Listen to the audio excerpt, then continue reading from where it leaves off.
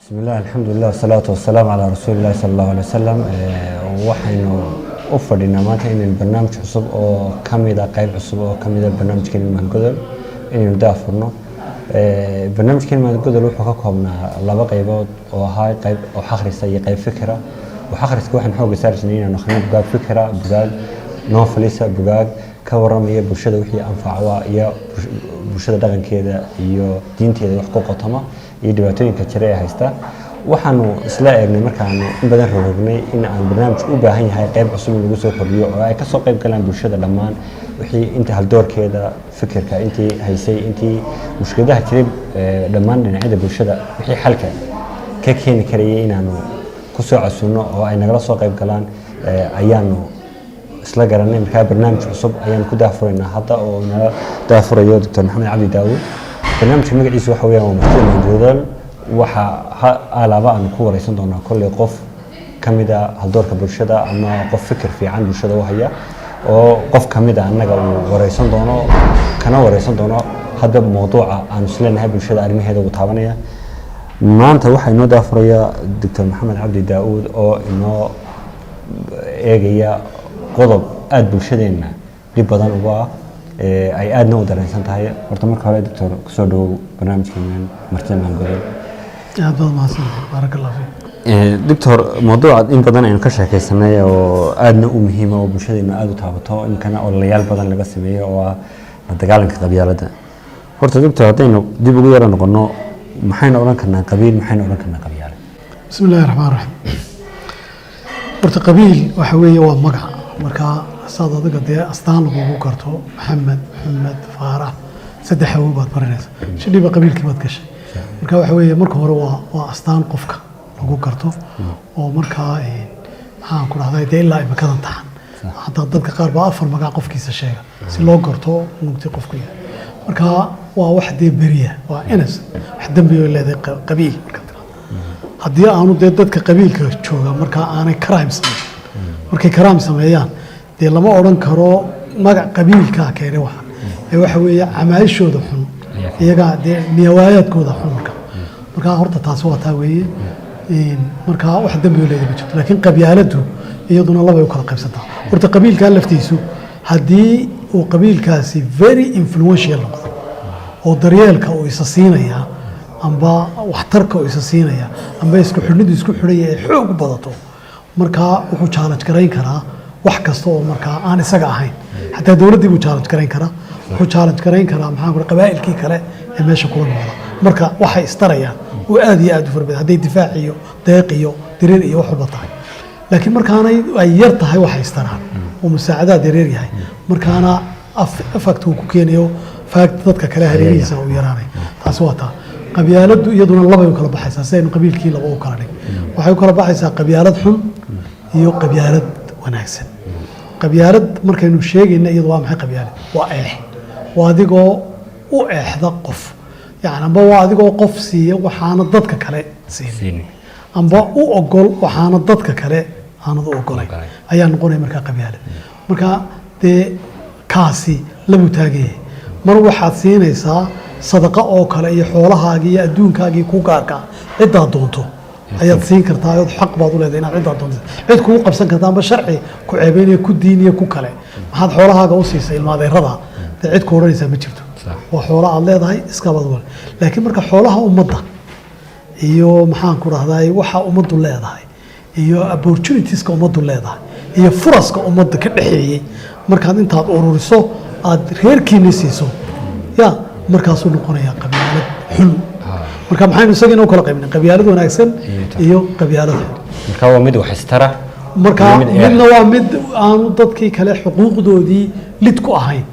marka way dhacday haddaad example doonayso way dhacday iminka dadkeenu markii ay Soomaalidu aynu ahayn markuu garta furayo xeer beegt baynu leenahay wuxuu oranayaa intaanu goorto garta bismillaah aynka idhaahdo ilaahayow aqoonna ha nagu cadaabin eexna ha naga tagin wuxuu jeedaa ilaahow garashadeedu waxay tahay ya hanagu cadaabin dee aqoontayda baa intaas aqoontayda laakiin haddaanu eexano oo magtaana dhinac u eexano hanagaga tagin nagu ciqaab marka wuxuu garanayaa inay bahashan xinkaatay taasina waa tii nabiga kaleey salaatu wasalaam keenay ee uu yiri maxaan ku raahday unsur akhaaka daaliman oo madluum oo macnaheedu tahay mar walba xaqa garabkiisa istaag markaad xaqa garabkiisa istaagto waa macno cusub oo qabyaaladii nabigu u bixiyay marka maantana taynu u baahanay mujtamaca Soomaalidu u baahan waxa weeye definition ka rasuulku bixiyay inaad walaalka markuu gardareeyana qabato markuu garta leeyahayna xaqiisa ku raacdo tirado war soo siiya xaqiisa bilati ya ahsan marka labada nooc bay qabyaaladu kala noqonaysaa okay waynu soo sheegnay qabiil iyo qabyaalad haddaba qabyaaladan xun ee eexda ee bulshada inta badan aad looga cawdo ee qofna uu xaqiisa ku waayo qofna xaq aan lahayn ku qaadanayo maxaynu soo karnaa qabyaaladaasi way mujtamaceena way ku dhex korisay ku soo way caawisay in mujtamaceena ku dhex koro horta de marka waxa weeye gudaheena markaynu ka hadlayno waxa weeye markaynu dusha iska taagno dusha iska taagno noo miskan imka adduunku isticmaalo maxaan ku raahday dee la yaqaano waxa weeye qabyaalada Soomaalidu waxa weeye hadaynu nadarada casriga ku sharaxnay adduunka jira waxa weeye meel dawlad laga waayay faakiyuun dawlad laga waayay ay qabyaaladu jiraysaa waayo iska dawlad qabyaaladii waa collection of group of people cadow yeelanaya saaxiib yeelanaya nololooda yeelanaya wax wadaagaya marka hadaa dawlad weydo waxaad ku qasban tahay marka ninka casriga wuxuu arkaya mutacallimkii meeshan de faakiyuun baa jira dawlad baan jirin haday dawladu jiri lahayd dadkani umay baahdeen bahasha marka midwaka midna waxa weeye mid gudaheena la koraya macna gudaheena la korayo inagu aanu bixinayno oo qof dibadda inaga joogan inaga duwanayna bixinayo kaana waxa weeye dawaa la kubad wax kale ma haysid wax kale ma taqaanid waxaad haysid waxa weeye reerkaaga tolkaaga inaad la noolaato ku difaacaan مثلا waxa kamid ah maanta oo dawlad samaysanay istil qabyaaladii way shaqeynaysaa waxay ka shaqeynaysaa nabadgelyadii waxay ka shaqeynaysaa corruptionkii waxay ka shaqeynaysaa meelo farba marbay nabadgelyada hagaajinaysaa marbay maxaan ku raahdaa welfare-kii xukuumaddu bixin lahayd ay ka gabtay xukuumaddu gabtay marbay mesela qabyaalada Soomaaliland mesela ay wax ka taraysaa waxa goorma marka islaanta dahabka ku iibinaysa maanta Hargeysa bartamaheeda ya I don't think inay ku badbaadey islaantaasi $50 aynu askariga siino askariga booliska $50 wax ka ay wax u dhig muuqata $50 askariga qaadanaya muu badbaadin islaanta waxa badbaadiyay rag bay leedahay reer bay ka dhalatay marka hadii la taabto kuwa taagan ninka taabta uu arkaya halku ku dambeeyay gacantiisa ayuu ku qabsan the same thing xaga kale markaad ka eegtana inanka yar agoonka in reer lahayn abba lahayn dawladdu ma taqaano dawladdu agoonteedu ma tirsana maanta soo garmasaabiina dhintay shaqeynay hooyadiina dee dumar badtaa inay wax keenay baan ahayne reerka og oo tacliintiisa iyo daryeelkiisa wixii oo dhanba intii oo dhanba ka bixinay marka marbay tahay marka dawlad aanad haynin inaga waxa weeye oo ku qasbanay marka ilaa xataa Soomaaliland markii ay qalaaqilkii duufaanku uu ka dhacay maxaan ku dhahay Soomaaliya in general Soomaaliland qabyaaladii ku badbaaday waxa weeye qabaa'ilkii isku joogay ayaa isku yimid waxay yiraahdeen okay anigu sharaf baan leeyahay adigu sharaf baad leedahay adigu ixtiraam baad leedahay aniguna ixtiraam baan leeyahay waynu simannahay ma kala nin ka adag iyo nin dagaal wax kaga qaadaya ma jiro ma heshiina oo qabyaalada ma ku heshiina oo ma ku wada qabsanaa ha guurti way samaysteen reerihii qabaa'ilkii Soomaaliland ka koobnaa oo dhan guurtidii way ku jirtaa wixii nabadgelyo ku saabsan iyaga imanaya si siban bay uga shaqeynayaan si siban wixii ugu galayaan marka halkay Soomaaliya ka qarqatay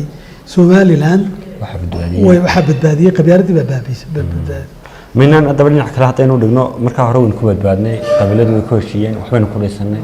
maamul baa lagu dhisay imika minaan oran karin mar hadii wadankii uu galay inuu xilli nabadii iyo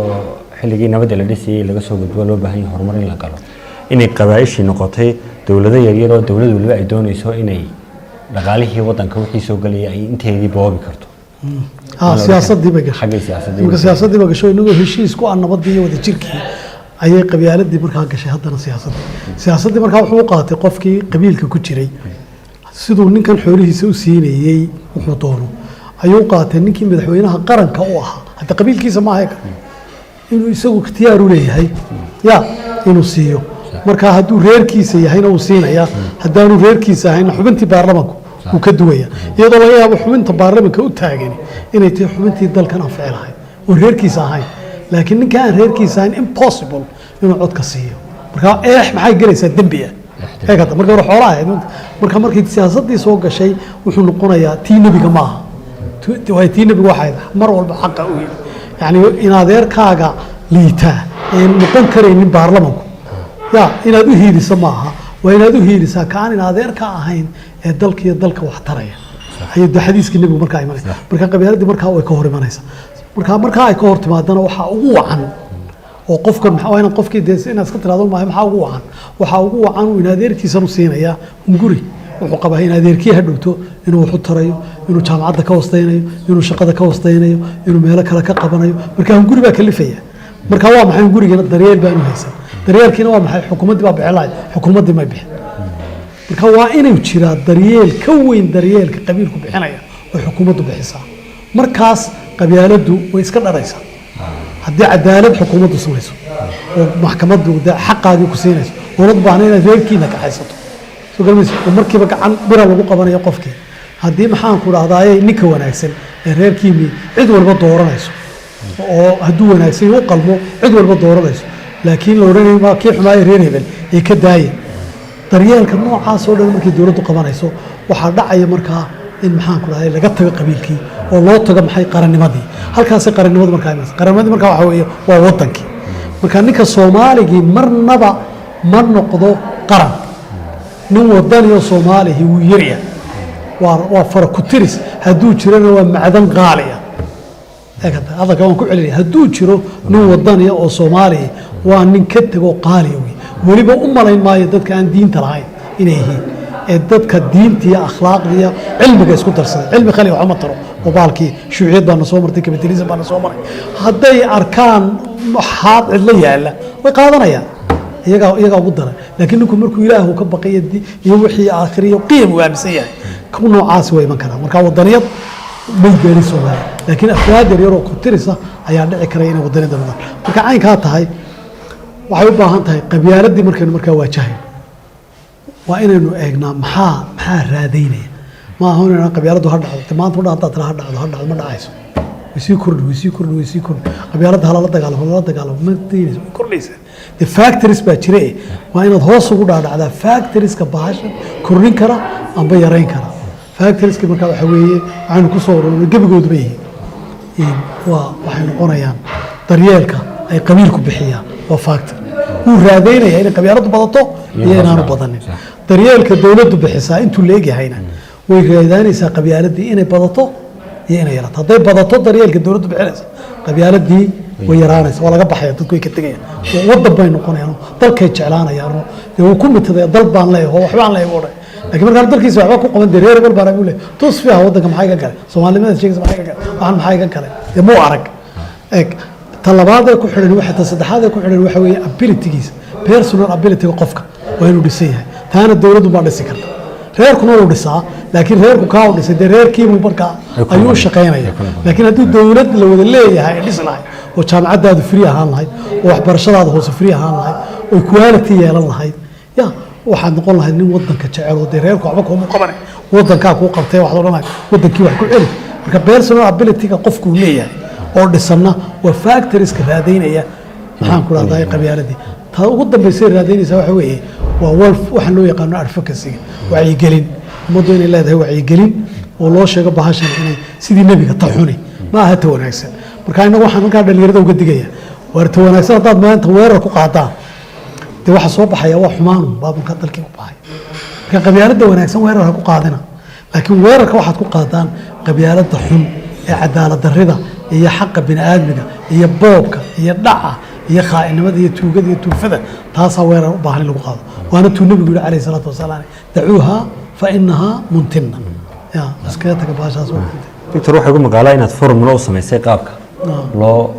qabyaalada ayaa isugu xidhan yihiin daryeelka qabiilka uu bixinayo iyo daryeelka uu bixinayo dowladda ay bixinayso iyo qofka oo awoodiisa haysa sidee bal sharaxya halkaa waxa weeye simbalida qolooyinka maatista inkastoo soomaaliya berigii hore waxaa la odhan jiray maanta dhallinyaradeeni markaad inanka elementariga xisaab u dhigayso intermedianka mustawiyeeni tacliintu aad iyo aad buu u dhacay waxaan u baahan yahay gurmad iyadoo weliba dee aynu joogno xilligii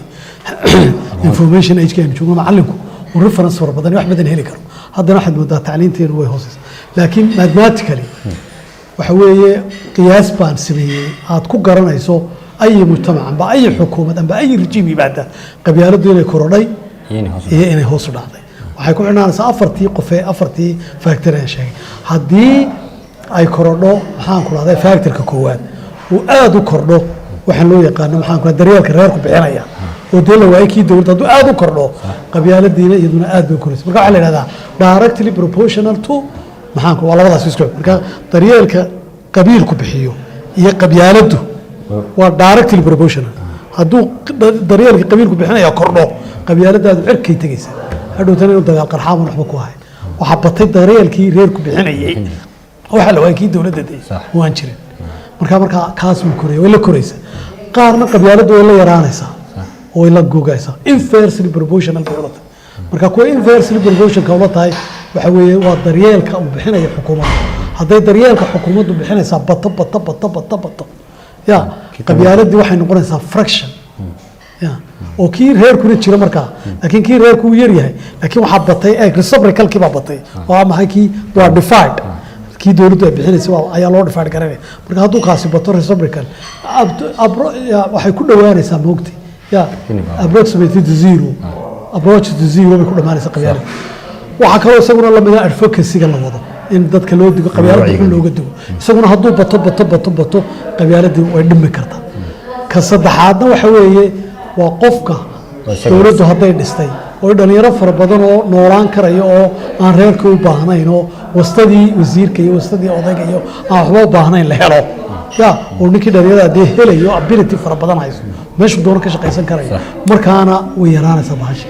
مركا يدنا رسبر كلبه مركا رسبر كريس كمركا سكوت هايمس كريسو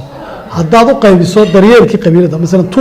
تو وكل وس فاكتورس كا وعفر فاكتور مثل بعض تو سيسو ده واحد نقول إنسان قبيل كي تو بقادنا يا صدق ذيك اللي إيد بقادنا تو فين وون وفور مركا هذا بديسو محن كورا داي كان كلا محن كورا داي دريال كي قبيلة ده تو كبديسو وتفور سيسو يا وون وفور كي يا وكسر رأس قبيلة دي منه سيتيس مركا كاسة كعرضه لكن كم حدنا أفعل سميسي يوحى سميسي وأنا أفرطها مركز تأكتا والمجتمع أكتا وريروس يسكو حري وحاكم إذا مركا حياله ريروس يسكو حري إما كأنه قبن كرر ريركو قبطو أنه كقاعد كرر ريرك دم تدل كله كتير مرة أضاف كثير قبن كتير يا الديان مثلا كل شرحه كان هو قبيلة وحي اللي أكتها إسلاء إقباتيرته وحي اللي كان يسا وداركت البروبوشنال وطهي طريقة كريركو بحيه وحي inversely proportional وطهي لاين كان ريوارد ديفايد inversely waa loo dhifaan gareeyaa marka waxa weeye inversely proportion waxay ku tahay daryeelka dawladdu bixiso oo lagu dhuftay maxaan ku raahday qofku in aqoonta qofeed amba maxaan ku raahday ability-ga awoodda uu qofku leeyahay oo lagu sii dhufto wacyigelinta mujtamaca la siiyay saddexdaa marka la isku times gareeyo waxa loo qaybinayaa daryeelkii qabiilku bixinay marka kuwan hadday bataan waxa yaraanaya qabyaaladii baa yaraanaysa kuwan hadday yaraadaana oo fraction noqdaana fraction kii sabr kalbu noqonaya wuxuu ku taabisgaroobaya oo dusha u maraya daryeelkii uu qabiilku bixinayay marka qabyaaladiina way badanaysaa marka horta waa intaa weeye laakiin sida aynu ku yareyn karnaa qabyaaladda ee maanta la bilaabi karaa ma aha ninka siyaasiga yiraahdo waxa la sameeyo badda hala macaanay buuraha la macaanay in kalluunka la badiyo oo dee haddana sidii uu ku sameynayay aanu sheegay waa mushkilad weyn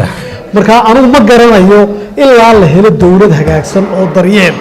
rich oo dhaqaalaheedu dhisan yahay samaysan mooyaan qabyaaladda in laga tagayo aanu qabo qabyaaladda laga tagay ilaa la helo dawlad daryeelkii bixinaysa inshurankii bixinaysa haddaad gaarigaaga ku jiira meel pension bixinaysa markaad gabowdo ciddii wax ku siin lahayd soo garamays ma aha inaad lagugu tuuro halkaa mushaharka ugu filan ku siinaysa oo reerkii u shaxaa tagay soo garamays maxaan ku dhahdaayay aqoontii ku siinaysa cadaalad maxkamadaheedii kaa siinaysa oo aan lagu dhicaynin xoolaha iyo hantidaadii aan la dhacayn marka dawlad noocaas ah hesho qabyaaladda ka tagaysa laakiin haddaanad waayahaynin inta ay kama tagaysa laakiin taasina waxay u baahan tahay dhaqaale aad badan marka aanu maanta dhaqaale kama hadlaye waxaan ka hadlayaa bahashii marka inta kaa la helayo guur way maqantay laakiin maanta wax la qaban karaa jira una ugu soo jeedin wax la qaban karaa waxyaalaha ugu badan ee qabiilka qofka ku xidha waxaa ka mid ah waxaan loo yaqaano magta amba qaaraanku isaguna waa dhaqaale ma bixin karo oo qaaraanka reeruhaysa siiyaan dawlad bixin kartaa ma jirto laakiin xukuumadda maanta jirtee daciifkii hadday tiraahdo anigu qofkii qof dila waanu dilayaa simba reerahana ka wada seexdo عقاشنا كوسعد صلادين تنا كوسعد قف ديلا وانو ديليا واي إلهي با يلي قصاصته وحوية نرشين ما أورني إلهي مقتود كلا قاضتا ما نرشين كجرتا نرشين waxay ku jirtaa in qofkii qof dila loo dilo marka hadii taa la sameeyo xukuumaddu way sameyn kartaa waa in iyagoo ka saacdo iyo dadkuna wada ogol imika reeraha jira Soomaaliland hargeysadan reeraha jooga qabaylka ku nool qabayl baa jira ninkii nin dila ina walaalkiina hadii loo dilay marka hadii sharcigaasi waana ku kala badbaaday dilkiina uu ka yaraa hadii taa la sameeyo istabayaacii faraha badnaa ee magtii la ururinayay dee qofku u baahnaa gaarigaaga qof jiiraya markaasoo kale mag baa lagaa doonaya waa inay dowladdu magtaasoo kale bixin karta amba ay gawaarida gelisaa inshuuran si ay iskaga bixin karaan magtii markaa gawaaridu qofkii qof dilana loo dilo kii markaa iska bixin kari waayo haddii la saamxo oo dilku aanu ku cadayna uu dil ka macan yahayna waa in aqniyada iyo maxaan ku dadka xoolaha leh iyo xukuumaddu ka bixiyaan magtii ila mag baa markaa ku waajibtay haddii inahaa la sameeyo waxaan filayaa waxaa yaraanaya horta marka horeba isku xidh waayo waxa imika inagu haysataa waxa weeye waa magaha la istabayaacay marka haddii taa laga bilaabo wax weyn baa la qaban karaa wax weyn baa furmaya dhinaca kale haddaynu ka nidhaahno maanay qofkii intimaagan uu qabiilka ama qofku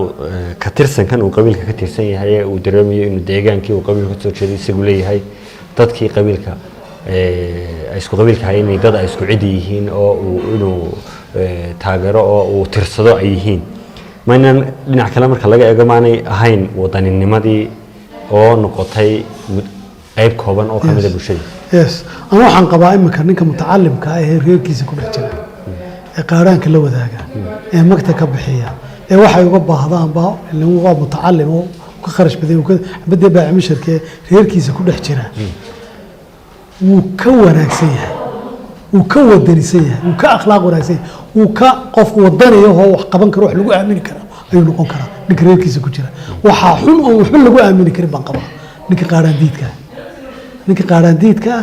anu maraan baro saab hargeysadan ka ahaa ninka qaaraanka diida toos baan u xidhi jiray warqad intaan u gooyin baan xidha jeerka dhiga markuu weeda gurudeedna odhan jiray waan iska bixinaya waayo dee security baa ku xidhan nabadgelyadii dalkaa ku xidhan ila dowladdu wixii samaynaysaa ma jiray waa inuu bixiyaa qaar ila reeri baa isqabsanaya oo ninkii bay ka dileen markaa magtaa haddaad siin weydo dee kula dagaalamaya markaa maxaan ka wadaa ninka qaaraanka bixinaya ee reerka ku dhex jira waa nin wanaagsan waa nin muwaadina waa nin la aamino laakiin ka la iska ilaaliyo aan waxaan u arkaa ninka reerka ka baxa maanta waayo eeg marba duruuftaad joogtaad ka hadlaysaa mogta anu waxaan qabaa kanaa wadaniyadda uga dhow haddii ha dhowto dowladnimo aynu helo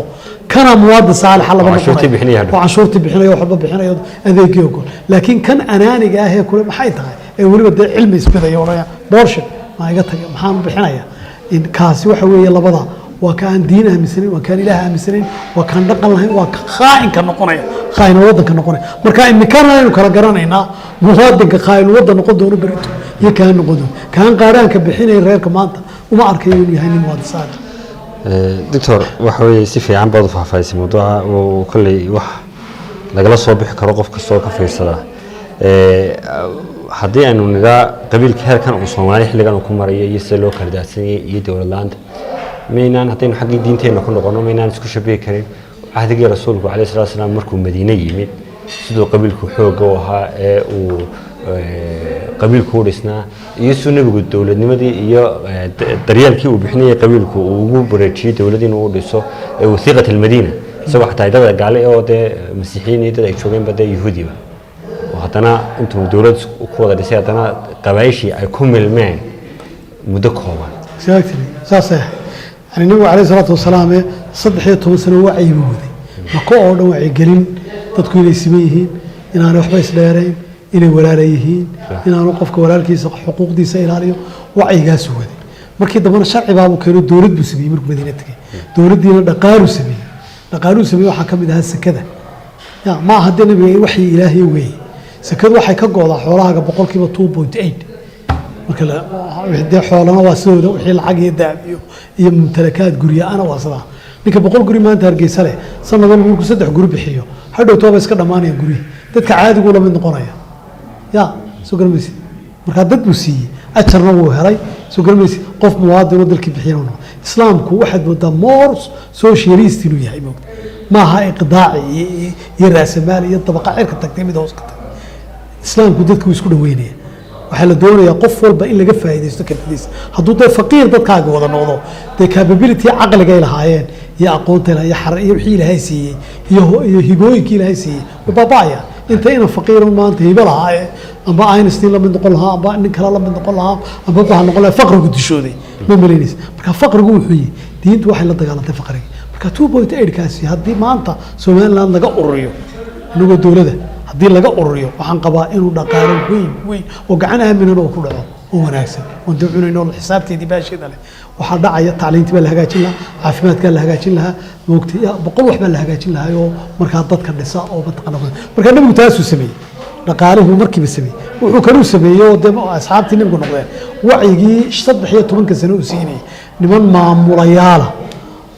oo siyaasiyiin oo xukumi kara oo cadaalad oo la hiirsan karo ayay noqdeen cumar markii lagu soo baxay ninka baarkii rumaan ku soo baxay wuxuu yiri cadilta fanimta markii lagu cumar maqdaabkii imbaayirka weyn xukumiyay geedka hoos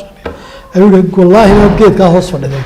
cadaalad baa sameysay waa lagu dilaa anaga kuweega dab baa lagu ilaaliyaa iyo wax loo ilaaliyo maniis aduu adiga halkaas ka galgalan iyadoo xidin ku leeyahay marka ragga uu sameeyay nabigu kaleey salaatu wasalaam asxaabtiisa waxay noqdeen kuwii markii dambe adduunyadu u wada yeerto Suuriya u yeedhanaysay noo soo dira oo muslimiisay Yemen baa u yeedhanaysay noo soo dira Ciraaq baa u yeedhanaysay noo soo dira isagoo ma ka jooga raggii waxay wadaan raggii madaxda ahaa ee hogaaminaya amba waaliga ahaa barsaabada ahaa ee markaa ka sameeyay marka wuxuu baray xataa qiraa'adii buu baray ummiyiin baa ahay nabigu ummi buu ah asxaabtiisa oo ummi baa ahay waxbay qoreen kutubtay sameeyeen ma malaynaysid waxay keeneen beber meenka warqadda sida loo sameeyay barteen caalamka adduunkoon jirin bay muslimiintu warqadda sida loo harag baa markii hore wax lagu qoray marka qarniyadii dhexe ayaa la bartay maxaan ku raynta laga keenay Kuuriya China maxaabiis oo dad muslimiin ayaa deedna waraaqdo sir ahayd oo xagga bariga u qarsoodi ahayd galbeedkuna aanu aqoon Mareykan aqoon Yurub aqoon ayaa Baghdad lagu sameeyay waraaqii ugu horeeyay handmade ka ahaa ugu fiicnaa ilaa imika jira kuwii markii dambe waxay ku qaadatay Yurub waxay 500 maxaan ku raahday markay taariikhdu 600 700 markay ahayd Yurubna waxay u timid 1400 yani 700 sanadood ka bacdi ayay Spain warqadu ka talowday oo halka Yurub ka gashay warqadii ugu horeysay Yurub waxay sameeyeen qarnigii 15 halka muslimiintu qarnigii 8 iyo 7 ay waraaqda sameeyeen waxa la soo buugaagtay aanad maleeyeen cilmiga sidoo muslimku u qaaday gaaladuna way qirtaa marka dadka noocaas oo dhan wuxuu dhisay islaamku dhisay awoodoodii iyo kartidoodii iyo dadnimadoodii waana tii nabiga kaleey salaatu wasalaam allah marka saddexdii qabyaalada burburinayba wacigii qofkii oo la dhiso dawladooda daryeel bixisa intiiba nabiga kaleey salaatu wasalaam uu sameeyay ma sha Allah iyadoo haddana qabyaaladoodu ay deeteen oo kala ay ahayd amba kaba darayd ka wax meed arabtu ma sha Allah si fiican baad u faahfaahsay doctor gabagabadii gunti iyo gunaanadkii barnaamijkeena maxaad ku talin lahayd maxaad ku toosin lahayd dadka oo qalab qaatay inay la dagaalamaan qabyaalada wallahi aad baan horta markii hore u dhiiri gelinayaa wanaagsan yihiin laakiin ma aha in caadifadu qaado oo maxaan ku raahday ay miisaankii meesha joogay khalkhal geliyaan ay khalkhal geliyaan waxaan ka garanayaa waxaan ka xusuusnahay bari baa dhaqankeena Soomaalida ay ku jirtay moogtay reer baa waa ku dadku reer ahaa marka nimo wada yimid oo waliba dadkii diinta had iyo goor inoo keenay joog galbeedka ka iman jiray ayaa deedna reerku yimid reerkii dhalinyaradiisii wada qabtay gebigooda waxay ka dhigeen dad culimo ah markaasaa waa la wada ilmeynaya yarka wada ilmeynaya markaasaa diintii oo warankii baa laga tago faraskii baa laga tago qorigii baa laga tago dilkii baa laga tagay waxa soo haray iyaga iyo dumarkii isku mid bay noqdeen dhalinyaradii reerka difaaca reerkii markii dambe reer waa Soomaali way iscunaysa reerka ku soo duuray sugalmis marka miyaanu kaasi seexin waa la seexiyay kuwa hadhowta kuwa cagta la dulmaraya marka waa inaad deeligi ilaalisaa waxay garintii kuwaas maxay keentay inay qoro meesha ka saarto gabigoodu mar dambe ogaadeen hayaa war wala ina soo war inaga qabta diinta inaga qabta waxay garinta lafteedii moogta ila way inaga la inaga cid walba lagu sameeyo marka waxay balance inay ilaaliyaan ma aha inay maxaan ku raahday dadka ay yiraahdaan qabyaaladu xunto deedna caruurta way xunto inuu warba aabiye reerkood intuu ka cararo qaaraankiina diido xubna diido deedna bahash waa xaaraan marka waxa weeye waa inay sameeyaan وأنا إسلام يسامن إنه وهذا وهذان قف كده هذا كحنا وأنت إلهي فرج نوفره لكن هالظلمين ضدك سيدنا النبي يقول شيء جاي إرجع النبي بما كل علينا انصر أخاك ظالما أو مظلوم ويا بين عربتي وحين سين قفك وراك يهدو دالم هاي وقر قارني وحوي يقول هدو دالم هاي هذا الظلم كقبته هدو مظلوم هنا وهذا حق يسوي هذه anu taas baan dardaaran oo lagu sameeyo runtii iyo gunaanadkii barnaamijkeena martida maangodol waxaan leenahay dhammaan dadka aqoon-yahanka dadka fikirka oo saaxiibka barnaamijkan martida maangodol wuu idiin furan yahay fikirkiina saliimka oo ka dhiiban kartaan bulshada gudbin kartaan waqti kasta iyo goob kasta iyo goor kastaba diyaar baan idin nahay in wax kasta oo bulshada anfacaya annaga iyo ciddii nagala qayb qaadanaysaba inaanu soo dhaweyno bulshadana u soo gudbino aad iyo aad baad mahadsantihiin